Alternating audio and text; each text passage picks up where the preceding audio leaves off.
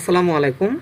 আজকের ক্লাসে আমরা দেখব কিভাবে আমরা এরকম ওয়্যারফ্রেম আকারে আমরা রেন্ডার দিতে পারি। ওকে, তো চলুন শুরু করা যাক। আমি এটাকে কেটে দিই, এটাকে রাইখা দিছি, কারণ এটা যেন আমরা বুঝতে পারি আজকের ক্লাসে আমরা কি দেখব। ওকে, তো আমরা প্রথম থেকে যাই। আমরা সর্বপ্রথম এখান থেকে নিব লাইট, বিরে লাইট। তো বিরেতে আসার পরে এখান থেকে বিরে লাইটে ক্লিক দিয়ে আমরা টাইপ নিব ডোম লাইট নিয়ে নেব একটা। ওকে, ডোম লাইটের পরে যেটা নিব সেটা স্ট্যান্ডার্ড প্রিমিটিভস এর এখানে ক্লিক দিয়া জাস্ট বিরেতে যাব, এখান থেকে বিরে প্ল্যানার নিব। ঠিক আছে, একটা প্ল্যানার নিয়ে নিলাম। এখান থেকে আমি একটা কালার নিব যেন নিচের ব্যাকগ্রাউন্ড কালারটা এরকম হোয়াইট থাকে। ওকে, জাস্ট এটাকে ড্র্যাগ করে এটার উপরে ছেড়ে দিব, তাহলে কিন্তু হয়ে যাবে। তো আমাদের এটা নেওয়া হয়ে গেছে। এখন আমরা নিব এখান থেকে জাস্ট আমরা কসমোস ব্রাউজার থেকে যে কোনো একটা এখান থেকে একটা ম্যাটেরিয়াল নিয়ে নেই, সরি এখান থেকে একটা যে কোনো একটা অবজেক্ট নিয়ে নেই। এখান থেকে ক্লিক দিয়ে একটা অবজেক্ট আমি নিয়ে নিলাম। ওকে, এটাকে যদি আমি রেন্ডার করি, এখন জাস্ট এরকম করে যদি রেন্ডার করি, তাহলে আমরা কি দেখতে পারতেছি, যে এরকম একটা বস্তু দেখতে পারতেছি, কিন্তু কোনো ওয়্যার ফ্রেম কিন্তু দেখতে পারতেছি না।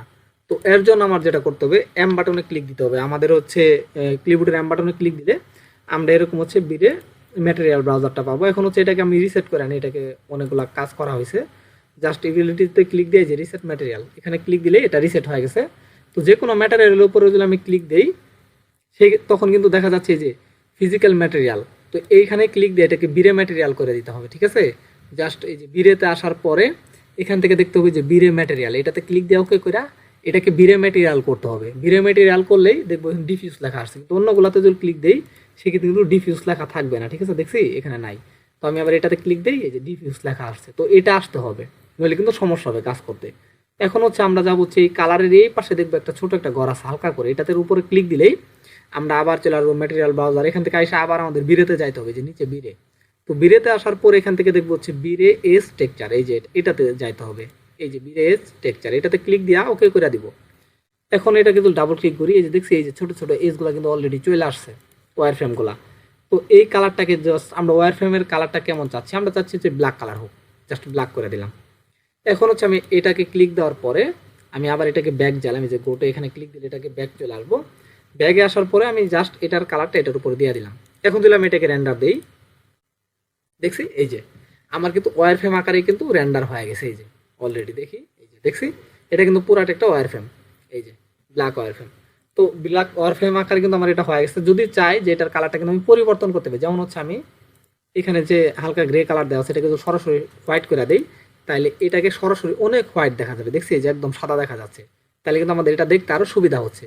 এখন চাচ্ছি যে না, এটা হোয়াইট থাক এবং কি আমার এজের কালারগুলো চেঞ্জ হয়ে যাক। সেক্ষেত্রে কি করব, আবার এম এ ক্লিক দিব। এখানে এই যে কালারটা আমি এখান থেকে করে দিলাম এরকম আকাশি কালার করে দিলাম, বা নীল কালার করে দিলাম, বুঝতে যেন সুবিধা হয়। ওকে, এখন যদি আমি রেন্ডার দিই এটাকে, দেখছি এটা কিন্তু এই যে নীল কালার হয়ে গেছে ওয়্যার ফ্রেমটা। তো আশা করি সবাই বুঝতে পারছেন যে আমরা এই ওয়্যার ফ্রেমের কালারটাও চেঞ্জ করতে পারি, ইচ্ছা করলে এই ভিতরের কালারটাও কিন্তু চেঞ্জ করতে পারি আমরা যেমন চাই। এখন একটা জিনিস দেখি, এটাকে যদি আমি রেন্ডার দিই, সেক্ষেত্রে দেখছি ওয়্যার ফ্রেমটা কিন্তু আমার অনেক চিকন চিকন আসছে না এইদিকে। তো এটা বুঝতে হলে আমি নতুন একটা জিনিস নিয়ে এটাকে ডিলিট করে দিই। জাস্ট এখান থেকে একটা স্পেয়ার নিয়ে আনি আমি এখান থেকে, যেন বুঝতে সুবিধা হয়।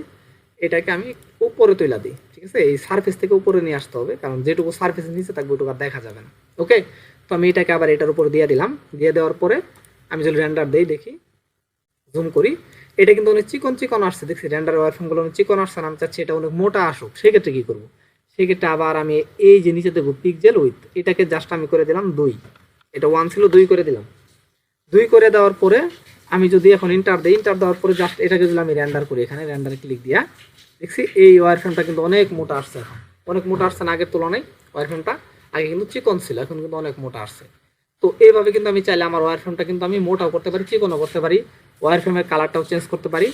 এবং আমি এখানে ব্যাকে আসি, ব্যাকে আসার ফলে দেখি এই যে ডিফিউজ যে কালারটা আছে, আমি কিন্তু কালারও চাইলে চেঞ্জ করতে পারি। এখান থেকে যদি এটাকে কইরা দিই লাল কালার, ঠিক আছে, এটাকে লাল কালার করে দিই। এখন যদি আমি এটাকে রেন্ডার দিই, দেখি আমাদের এই যে বস্তুটা ছিল, এটা অবজেক্টটা, এটা কিন্তু লাল হয়ে গেছে, আর এটা কিন্তু ওয়্যারফ্রেম আকারে হয়ে গেছে। তো আশা করি সবাই বুঝতে পারছি যে আমরা ওয়্যারফ্রেম আকারে চাইলে কিভাবে নিতে পারি। তো এটাকে লাল করে ভালো লাগতেছে না, এটাকে জাস্ট আমি সাদাই করে দিই এবং এম বাটনে ক্লিক দিয়া এটাকে আমি জাস্ট ব্ল্যাক করে দিই, তাহলে সুন্দর লাগবে, দেখতে সুন্দর লাগবে। ওকে, তো এটার ওয়্যারফ্রেমটাও আমি 1 করে দিই। ওকে, এখন আমি যদি রেন্ডার দিই, দেখি এই যে, ঠিক আছে, এই যে এরকম ওয়্যারফ্রেম আকারে কিন্তু আমার হয়ে গেছে জিনিসটা।